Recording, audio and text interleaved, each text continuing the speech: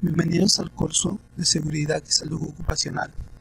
El objetivo es proporcionar a los participantes los conocimientos básicos, teóricos y prácticos para implementar un sistema integrado de gestión en seguridad y salud ocupacional que reduzca los indicadores de accidentabilidad y enfermedades ocupacionales, que cumpla con la normativa legal nacional y principales estándares internacionales, con el objetivo de generar competitividad y rentabilidad en sus empresas o proyectos de emprendimiento. Bien, la historia de la seguridad. La industria ha sido una característica del ser humano desde la prehistoria, y desde entonces el instinto de conservación propio y su temor a lesionarse siguen siendo parte importante de su existir en la actualidad. La prevención de accidentes se practicaba indudablemente en cierto grado, aún en las civilizaciones más remotas. Tales esfuerzos es muy probable que fueran casi por completo de carácter personal y defensivo.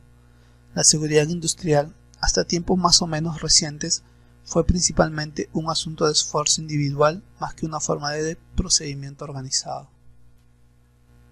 La verdadera necesidad de la seguridad organizada se hizo patente con la revolución industrial, ya que vino acompañada de condiciones de trabajo inadecuadas y totalmente inseguras, ocasionando muertes por accidentes profesionales y mutilaciones con mucha frecuencia. La introducción de los operarios en la industria mecanizada vino acompañada de condiciones de trabajo detestables. No había ningún sistema de distribución de agua, no existían escuelas y las habitaciones eran inadecuadas. Las condiciones de las fábricas eran poco más que chozas.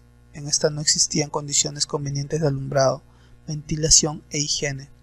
2/3 partes de los obreros eran mujeres y niños, cuyo tiempo de trabajo era de 12 a 14 horas al día. Como podemos ver en este cuadro, las últimas décadas, la seguridad se da de una manera dependiente, independiente e interdependiente. Si al comienzo iniciamos en la época de la prehistoria como un instinto, la supervisión se fue dando más adelante para que sea de una manera más individual, independiente. Y según van avanzando las décadas, se da de manera de trabajo en equipo, de manera organizada. Al hacer esto de manera en equipo, de manera organizada, es donde se crean normas, decretos y leyes que podemos manejar o podemos ver más adelante. Estas normas y decretos y leyes que podemos ver son las siguientes. Marco legal, convenios internacionales. Tenemos normas emitidas por la Comunidad Andina en el 2004 y 2005 como instrumento andino de seguridad y salud en el trabajo. También tenemos normas emitidas por la Organización Internacional del Trabajo, conocida como la OIT. Dentro de ellas encontramos convenios ratificados por Perú y convenios no ratificados también por parte de Perú. Dentro de los convenios ratificados encontramos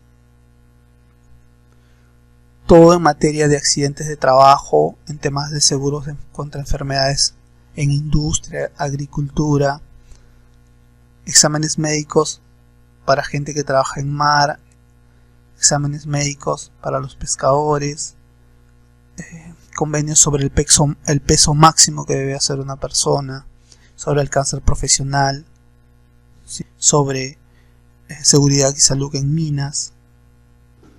Todos estos convenios ratificados por parte de la Organización Internacional del Trabajo con el Perú. Como también tenemos solo 2 convenios no ratificados, que es uno del año 81, convenio sobre seguridad y salud de los trabajadores, y el 2006, convenio sobre el marco promocional para la seguridad y salud en el trabajo, que vienen seguro evaluándose para poder ser ratificados también.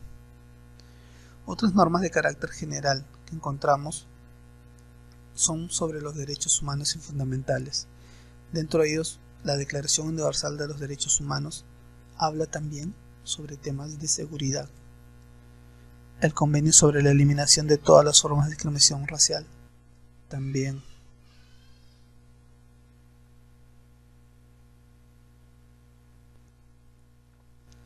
También encontramos normas internacionales para la mejora continua, como es el OSAS 18001 2007, que es la norma para la evaluación de los sistemas de gestión de seguridad y salud ocupacional. El ISO 9001-2008, que nos habla de los mejora continua en la gestión de la calidad. El ISO 14001, que establece cómo implementar un sistema de gestión medioambiental. Si observamos estas normas para la mejora continua, podemos ver que hablamos netamente de un sistema integrado de gestión, que es lo que se maneja mucho actualmente en todas las empresas. Dentro del marco legal nacional, encontramos en el año 1964 se dictó la primera norma en materia preventiva, que fue el Decreto Supremo 42F, que dio inicio al primer reglamento de seguridad industrial. En el año siguiente, el Decreto Supremo 02965 de la Dirección General de Salud reglamenta la apertura y el control sanitario de plantas industriales. En el año 1985 se da la Resolución Suprema 02183-TR, que regula las normas básicas de la seguridad y higiene en obra de edificaciones.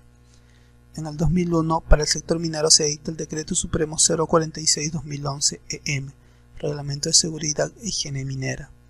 En el 2005 se norma por Decreto Supremo 2005. En el 2005 se norma por Decreto Supremo 009-2005-TR al Reglamento de Seguridad y Salud en el Trabajo, que posteriormente fue modificado por el Decreto Supremo 007-2007-TR. En el año 2005 también encontramos la norma técnica G050, Seguridad durante la construcción, que es muy usada principalmente en todas las construcciones que se realizan ahora. En el 2011 entró en vigencia el Decreto Supremo 005. En el 2011 entró en vigencia el Decreto Supremo 055-2010-EM, norma que reglamenta la seguridad y salud ocupacional y otras medidas en minería. En ese mismo año, 2011, se publica la Ley de Seguridad y Salud en el Trabajo como la conocemos, la Ley 29783. Para 3 años después, en el 2014, esta ley sea modificada por la Ley 30222. ¿Sí? Esta Ley 30222, que modifica la Ley 29783, modifica solo ciertos puntos dentro de la ley, ¿sí? Y así, a su vez, hay diferentes modificatorias que sufre la ley con respecto a temas de exámenes médicos, a temas de comité, a temas de privativos de la libertad, en el caso, ¿no?, de que ocurra un accidente mortal dentro del área de trabajo. Pues todo esto lo trataremos más adelante en este curso. También hemos decidido incluir normas de Colombia y Venezuela, ¿no? Dentro de ello dejamos unos enlaces para los compañeros que son interesados en este tema, porque sabemos que dentro de este curso también tenemos gente de otro sitio, de otros países como Colombia y Venezuela, que están muy interesados en conocer más sobre la seguridad y salud ocupacional dentro de nuestro país. Dentro del marco legal de los compromisos asumidos por el empleador, la ley nos manifiesta desde el artículo 37 cuáles son los derechos y obligaciones que dictan en materia de seguridad y salud en el trabajo, ¿no? Empezando con el artículo 37, el empleador debe ejercer un firme liderazgo y manifestar su respaldo a las actividades de su empresa en materia de seguridad y salud en el trabajo. Asimismo, debe estar comprometido a fin de proveer y mantener un ambiente de trabajo seguro y saludable, en concordancia con las mejores prácticas y el cumplimiento de las normas de seguridad y salud en el trabajo. El empleador debe garantizar la seguridad y salud en el desempeño de todos los aspectos relacionados con su labor en el centro de trabajo o con ocasión del mismo. También nos manifiesta que el empleador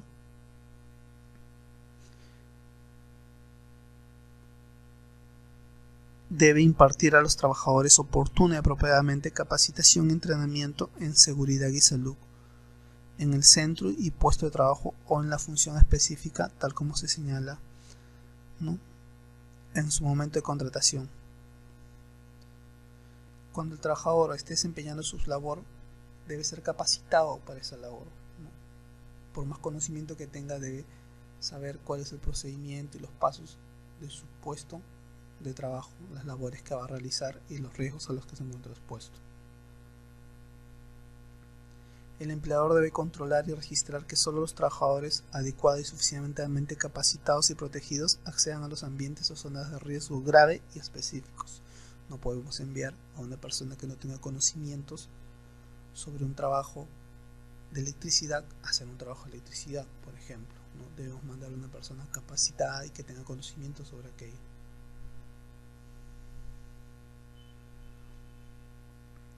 El empleador debe verificar la contratación de los seguros de acuerdo a la normatividad vigente actual. ¿Sí? El empleador debe asegurar a sus trabajadores. Y así nosotros podemos ver en esta ley todos los derechos y obligaciones que debe tener el empleador. También la Ley de Seguridad y Salud en el Trabajo toca principios de seguridad. Diversos principios que debemos nosotros manejar, porque son principios básicos dentro de la seguridad.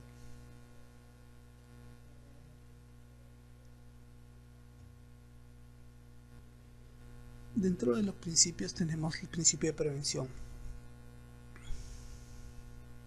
El empleador garantiza condiciones de trabajo que protejan la vida, la salud y el bienestar de los trabajadores. Así no tengan ningún vínculo laboral y la persona esté dentro del área de trabajo, dentro de la empresa, es el empleador quien tiene responsabilidad directa sobre la prevención de esa persona que está ingresando a su empresa. El principio de responsabilidad. Los empresarios responden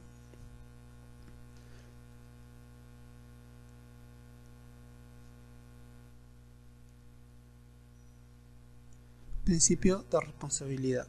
El empleador asume las implicaciones económicas y legales en casos de accidente de trabajo o enfermedad profesional. El principio de cooperación. El Estado, junto con los empleadores y trabajadores, establecen colaboración y coordinación en temas de seguridad y salud ocupacional. El principio de información y capacitación.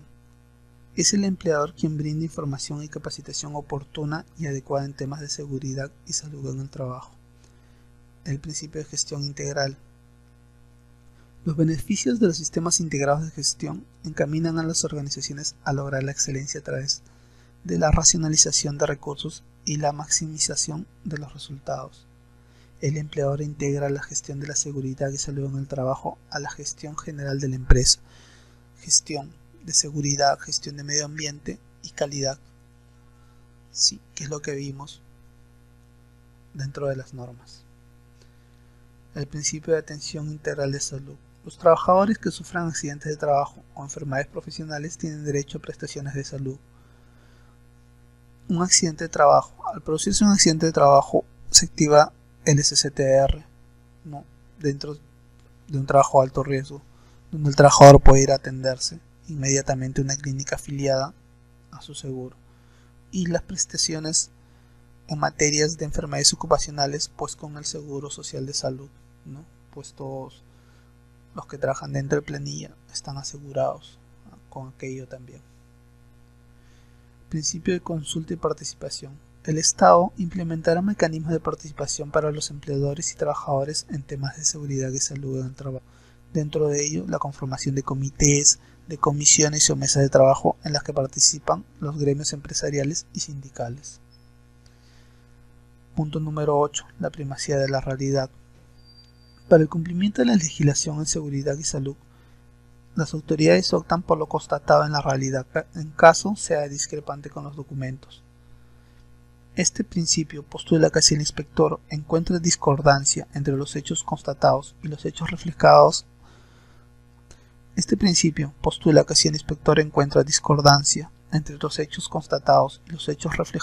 en los documentos deben privilegiarse siempre los hechos constatados. De allí la importancia de ejecutar plenamente el sistema de gestión. Y como último punto, el principio de protección. El Estado y el empleador garantizan a los trabajadores un ambiente de trabajo seguro y saludable, compatible con su integridad.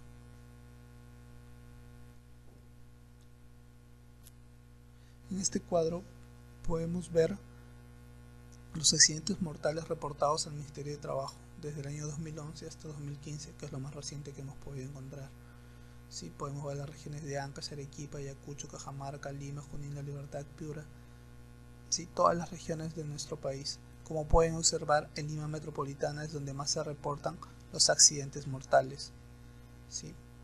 Esta fotografía que nos muestra el índice de los accidentes mortales solo es un esbozo, ya que hay muchos accidentes mortales que no son reportados, sobre todo los sucedidos en la minería ilegal o sucedidos al interior del país, donde simplemente no se reportan esos accidentes, ¿no? Y todo queda entre la persona que la contrató y la familia de esta. Sí. Bien, ¿por qué nos pueden hacer una inspección de seguridad en nuestra empresa? Una inspección puede llegarnos a ser realizada a nosotros por orden de las autoridades competentes del Ministerio de Trabajo, a solicitud de otro órgano del sector o cualquier órgano jurisdiccional por denuncia de un trabajador. También puede que haya una inspección en tu empresa, por decisión interna del sistema de inspección de trabajo, por iniciativa de los inspectores propios de trabajo o a petición de los empleadores, trabajadores, organizaciones sindicales y empresariales. También pueden realizar las inspecciones dentro de nuestro. Si nos llega a suceder aquello, ¿qué son los documentos que nos van a solicitar en una inspección? Pues el reglamento de seguridad que se lo ve en el trabajo es un documento que nos van a solicitar. El registro de accidentes de trabajo e incidentes peligrosos también. Un estudio de identificación de peligros, evaluación de riesgos y medidas de control conocido como IPER. ¿Sí? El mapa de riesgos de nuestra empresa también nos van a pedir. Este mapa de riesgos debe identificar todos los riesgos a los que estamos expuestos dentro de nuestro trabajo. El registro o la documentación que acredite la inducción, capacitación y entrenamiento en materia de seguridad y salud en el trabajo. Nos van a solicitar libros de actas del Comité de Seguridad y Salud en el Trabajo o la elección del supervisor de seguridad y salud en el trabajo, los resultados de los exámenes médicos y cualquier otra documentación médica como descansos médicos, informes médicos, permisos o licencias, etc. ¿Cuáles son las obligaciones relacionadas con contratistas, subcontratistas, modalidades formativas o terceros? ¿Qué quiere decir aquello? Si yo contrato a una empresa para que haga temas de limpieza en mi empresa, para que haga temas de electricidad o cualquier otro trabajo, ¿cuáles son nuestras obligaciones relacionadas con estas subcontratas o estas contratistas?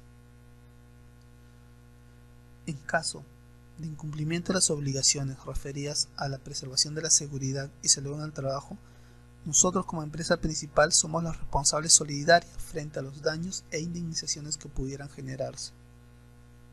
¿Sí? O sea, si se suscita algo a uno de estos trabajadores de esta subcontrata, nosotros como empresa somos los responsables solidarios, ¿no? Debemos velar por ese trabajador, porque ese trabajador reciba, en el caso de una enfermedad ocupacional, en el caso de una enfermedad ocupacional reciba todo el tratamiento completo, en el caso de un accidente igual, ¿verdad? Nosotros como empresa principal debemos verificar que esta empresa que hemos subcontratado cumpla con todo aquello con ese trabajador afectado. Sobre el registro de accidentes de trabajo y enfermedades ocupacionales e incidentes peligrosos. El registro de los accidentes deben ser archivados por un periodo de 5 a 10 años según corresponda. La ley también hace referencia a un periodo de 20 años para las enfermedades ocupacionales. Siempre es recomendable hacerlo por un plazo mayor, o aparte de hacerlo de una manera física, hacerlo de una manera digital para tenerlo siempre en nuestra base de datos y frente a una inspección poder visualizarlo de una manera más rápida.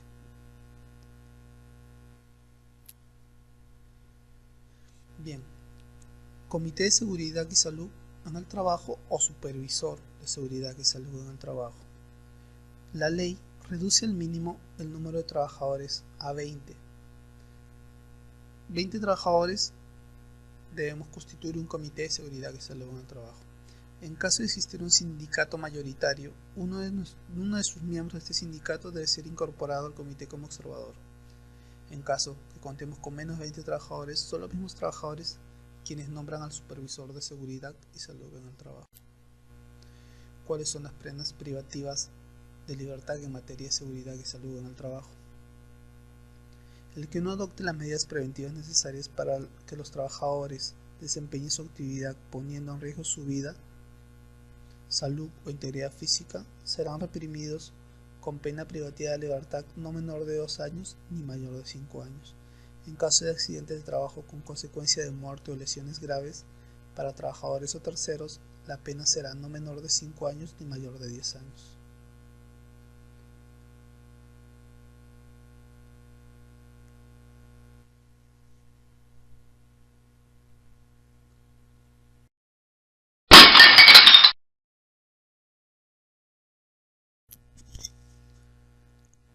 En todas las empresas deben integrarse comités de seguridad e higiene, como lo estipula la Ley de Seguridad y Salud en el Trabajo.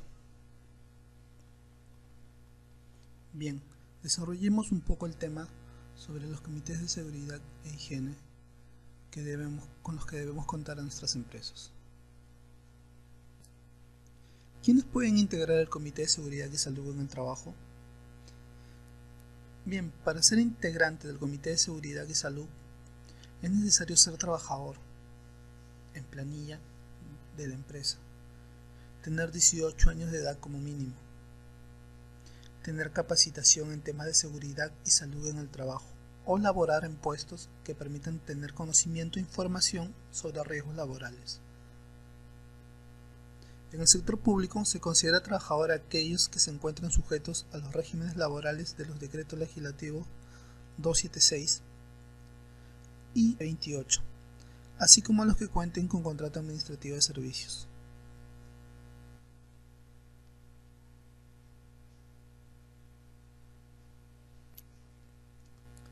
Se utilizarán formatos predeterminados para la elección y gestión del Comité de Seguridad.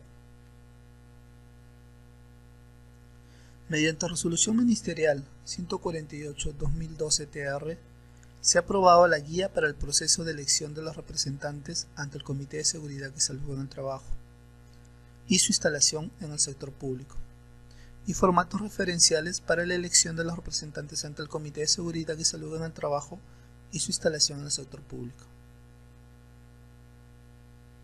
Todos estos formatos podemos descargarlos de la página del Ministerio de Trabajo.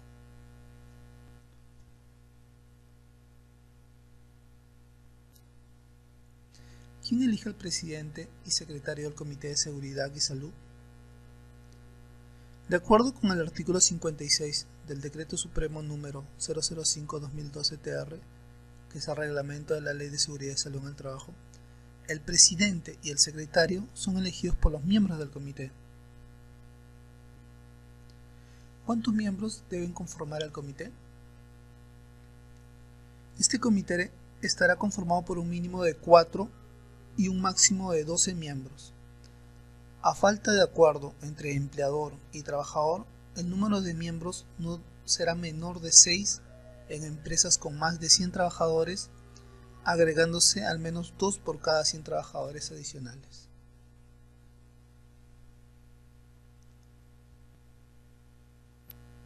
¿En qué consiste la licencia con goce para los miembros del comité?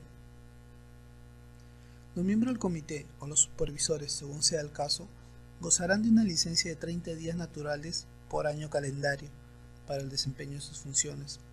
Estas funciones deberán estar íntimamente relacionadas con la gestión del sistema de seguridad y salud en el trabajo de la institución, debiendo ese tiempo ser destinado a reuniones, coordinaciones, charlas externas sobre la materia, gestiones o trámites ante autoridades administrativas. Se recomienda establecer supuestos específicos para determinar el alcance de este beneficio. Quiere decir que un trabajador,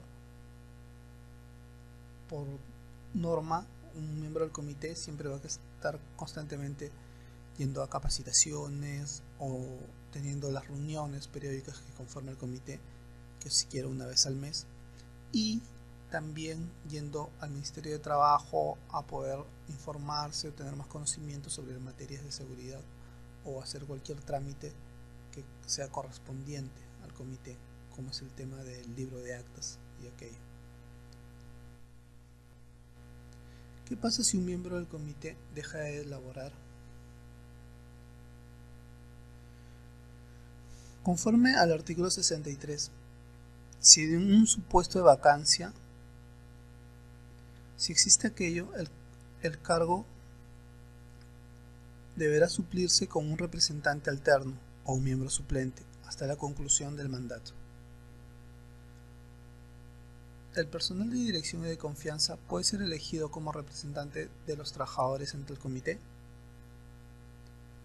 El personal de dirección y confianza solo podrá ser miembro del comité en tanto sea designado por el titular de la entidad como representante del empleador ante el comité. El personal de dirección y de confianza no podrá votar ni postular para ser miembro del comité como representante de los trabajadores, solo como parte del empleador, de conformidad con el artículo 49 del Reglamento de la Ley de Seguridad y Salud en el Trabajo. ¿Qué pasa si un miembro del comité deja de elaborar? Conforme al artículo 63 del reglamento, si se trata de un supuesto de vacancia del cargo, el cual deberá suplirse con un representante alterno o un miembro suplente hasta la conclusión del mandato.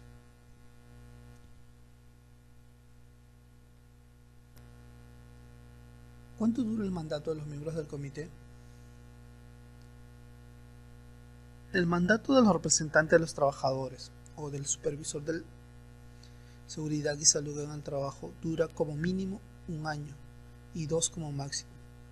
Los representantes del empleador ejercerán el mandato por el plazo que la empresa determine, pero en el tema de las elecciones por parte de los empleados, de los trabajadores, estos solo son mínimo 1 año y máximo 2 años. ¿Cuántos miembros suplentes debe tener el comité? Los representantes de los trabajadores podrán tener igual número de miembros suplentes que miembros titulares. Quiere decir que si mi comité está conformado por 4 trabajadores por parte del empleador y 4 trabajadores por parte del representando a los trabajadores, bien, podemos tener 4 suplentes más que en el caso estos dejen de elaborar serán a reemplazo de ellos hasta que culmine el mandato. En la convocatoria a la reunión del Comité de Seguridad y Salud, los miembros suplentes también son convocados.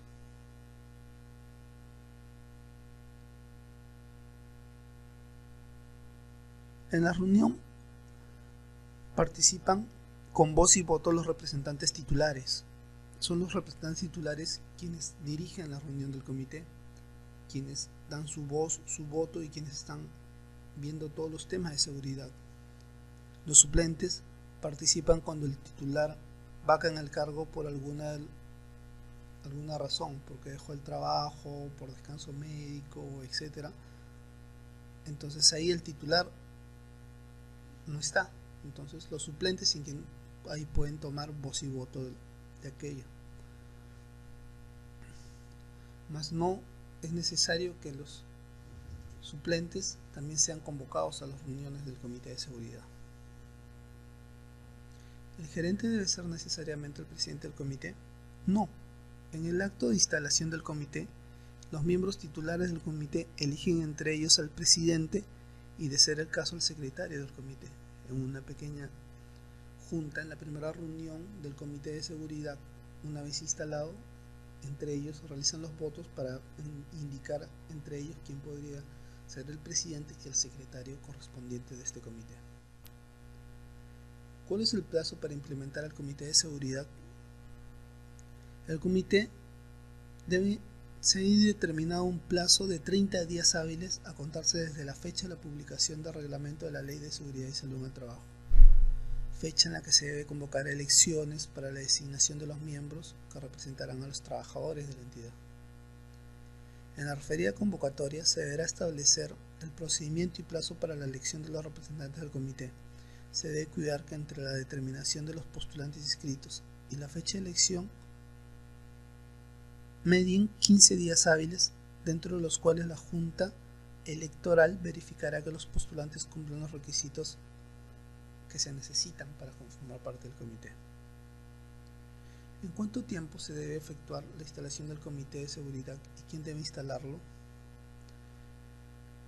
La instalación del comité debe efectuarse dentro de los 10 días hábiles de finalizar el proceso electoral. El titular de la entidad o su representante debe instalar el comité de seguridad. Si una empresa tiene varias sedes o centros de trabajo en diferentes lugares donde existen más de 20 trabajadores, ¿deberá implementarse un comité de seguridad en cada uno de ellos? Cuando la entidad tenga varias sedes o centros de trabajo, bien, en este caso, cuando la entidad tenga varias sedes o centros de trabajo, cada uno de estos puede contar con un supervisor o un subcomité de seguridad en el trabajo. En función al número de trabajadores, esto quiere decir que si la empresa tiene otros lugares de trabajo, ¿no?, y en un sitio tiene más de 20 trabajadores, puede conformarse un subcomité de seguridad, que también tendrá sus reuniones propias, que podrá organizarse y podrá declarar temas de seguridad con el comité central. Si en esta empresa tiene diferentes lugares de trabajo y cuenta con menos de 20, podrá colocar un supervisor de seguridad que también pueda comunicarse con el comité central y poder hablar todos los temas referentes a la seguridad. Cabe indicar que para la elección de los miembros del subcomité se podrá utilizar el mismo procedimiento que se utilizó para la conformación de un comité normal, las mismas elecciones y los mismos formatos. Una vez elegidos los miembros titulares y suplentes del comité y haber recibido sus credenciales, es obligatorio que se formalice su condición mediante resolución ministerial o directoral. En caso de la elección de los miembros representantes de los trabajadores, la ley no exige la emisión de resolución alguna. Bastaría con el acta de elección del proceso electoral, la cual se constatará una copia en el libro de actas del Comité de Seguridad y Salud en el Trabajo. De otro lado, para el caso de la designación de los miembros representantes de los empleadores, se formalizará mediante resolución del titular de la entidad. ¿Quién califica como observador de la organización sindical? ¿Qué funciones tiene este? Las empresas que cuenten con sindicato mayoritario pueden incorporar a un miembro de dicha organización al comité en calidad de observador. Este observador tiene las siguientes facultades: puede asistir a las reuniones del comité, pero no tendrá ni voz ni voto para poder opinar o dar algún alcance con respecto a la reunión que se realice. Puede solicitar información al comité a pedido de las organizaciones sindicales que están representando sobre el sistema de gestión de seguridad y salud. Puede alertar a los representantes de los trabajadores ante el comité de seguridad de la existencia de riesgos que pudieran afectar la transparencia, probidad o cumplimiento de objetivos y de la normativa correspondiente. Bien, y si hay varias organizaciones sindicales en la misma empresa, ¿cuántos observadores deben asistir a las reuniones del Comité de Seguridad y Salud? Si hay varias organizaciones sindicales dentro de una empresa, solo se puede permitir la asistencia de un observador.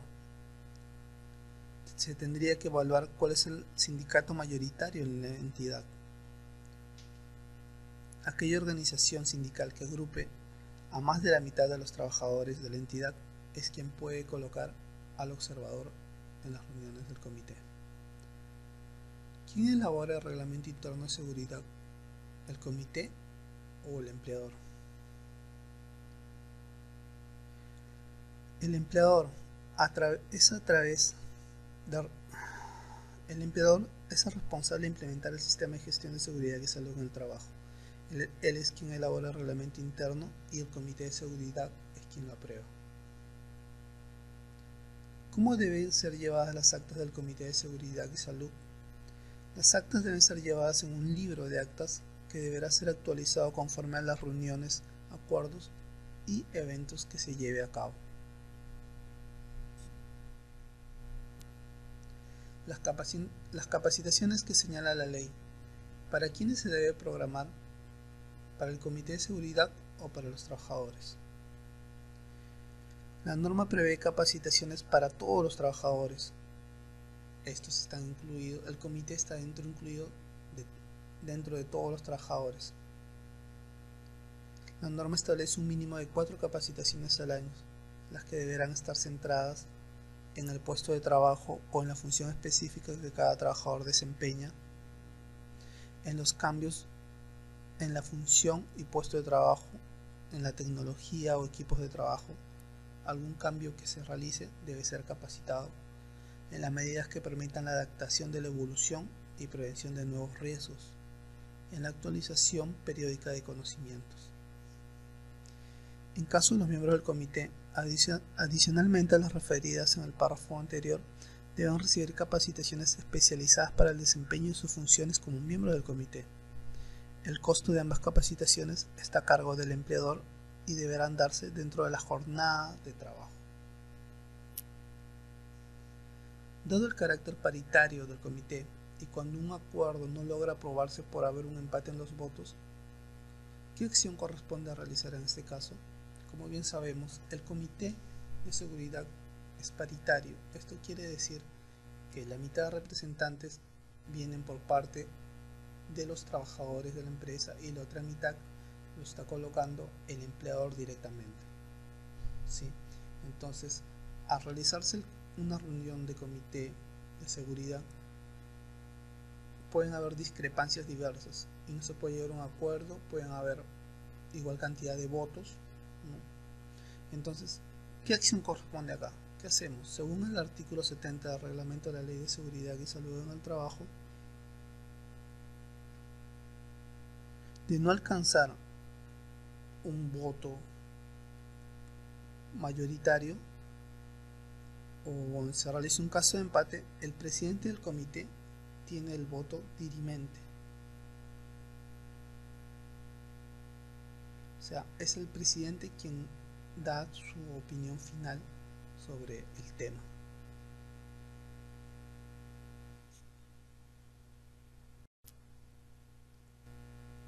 Salud ocupacional. Bien, en esta última parte de este primer curso queremos también terminar con el tema de salud ocupacional. ¿En qué consiste un programa de salud ocupacional? Bien, un programa de salud ocupacional consiste en la planeación, organización, ejecución, control y evaluación de todas aquellas actividades tendientes a preservar, mantener y mejorar la salud individual y colectiva de los trabajadores con el fin de evitar accidentes de trabajo y enfermedades profesionales. El principal objetivo de un programa de salud ocupacional es proveer de seguridad, protección y atención a los empleados en el desempeño de su trabajo. Es un servicio orientado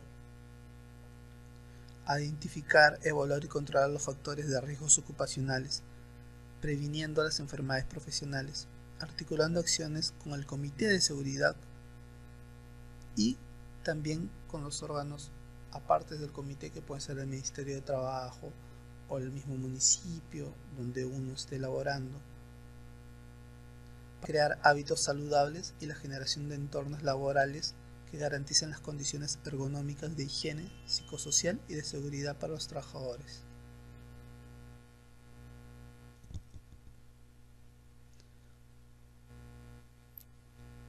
Programas de vigilancia ocupacional. ¿Qué nos quiere decir la vigilancia ocupacional o una vigilancia médica? Es un término que incluye procedimientos para la recogida sistemática y análisis de datos de la salud de los trabajadores, principalmente relacionados con el trabajo, con el objetivo de evaluar la salud de estos trabajadores y detectar precozmente posibles alteraciones. Si yo estoy exponiendo a un trabajador a un trabajo de alto riesgo, por ejemplo, un trabajo de soldadura, a este trabajador lo llevo a un proyecto para que trabaje un mes soldando.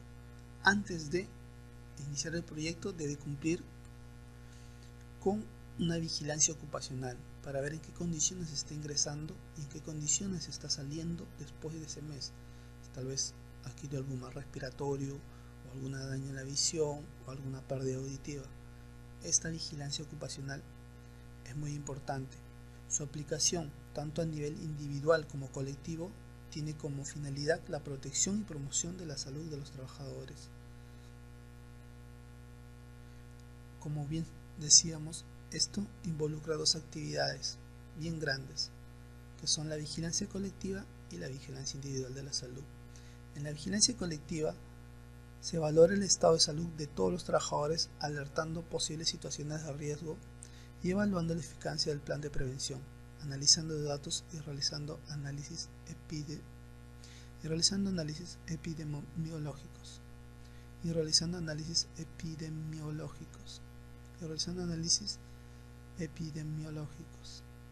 Y en la vigilancia individual de la salud, en la cual se estudian a los trabajadores para detectar de forma precoz daños derivados del trabajo y de la existencia de algún factor en el lugar de trabajo relacionado con cada caso. Las enfermedades ocupacionales. La enfermedad ocupacional es una enfermedad contraída como resultado de la exposición a factores de riesgo relacionados al trabajo. Entre las enfermedades ocupacionales más conocidas están las infecciones respiratorias. Como la pseudomoconiosis, que afecta a los mineros, expuestos al polvo de las excavaciones. Este mal es consecuente de la inhalación de polvo y otros residuos sólidos que se alojan en los bronquios y ganglios linfáticos. Otra enfermedad que afecta al sistema respiratorio es el cáncer de pleura, que afecta principalmente a personas que trabajan retirando asbestos de los edificios. La exposición al amianto, sustancia que forma una de las cadenas de este elemento, es utilizada en la industria textil y de construcción. Los trastornos de la piel relacionados por la sobreexposición a los rayos X, situación que se dio principalmente en los primeros años de su uso generalizado, provocando diagnósticos de linfomas y leucemia. El primer registro científico de una enfermedad ocupacional se dio en el año 1975, cuando un cirujano británico, Percival Pogue, dio el primer registro científico de una enfermedad ocupacional. En el ámbito deportivo, los casos de artrosis de cadera o de rodilla también son considerados como enfermedades ocupacionales. Si una persona que se dedica al fútbol sufre de estos males, es el empleador directo quien debe ver por su pronta recuperación. La sordera también es una enfermedad ocupacional. Técnicos e ingenieros de sonido, locutores y otros trabajadores de radio se ven expuestos a altos decibeles, al igual las personas en construcción que trabajan con taladros, con discos de corte, amoladoras, o estás en un lugar donde hay demasiadas máquinas. Este nivel de ruido que afecta a tus decibeles, este nivel de ruido, si es excesivo, puede producir con el tiempo sordera, que es una enfermedad ocupacional que debe ser tratada.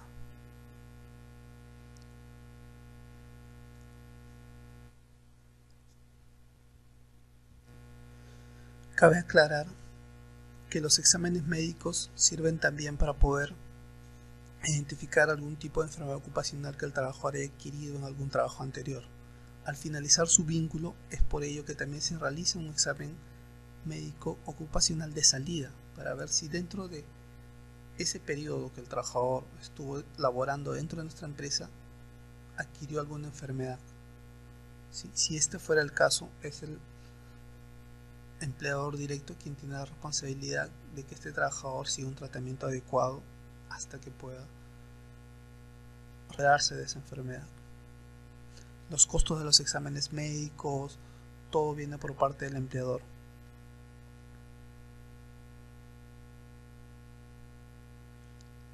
En caso de los trabajadores que asuman actividades de alto riesgo, es el empleador quien se encuentra obligado a realizar los exámenes médicos antes, durante y al término de la relación laboral.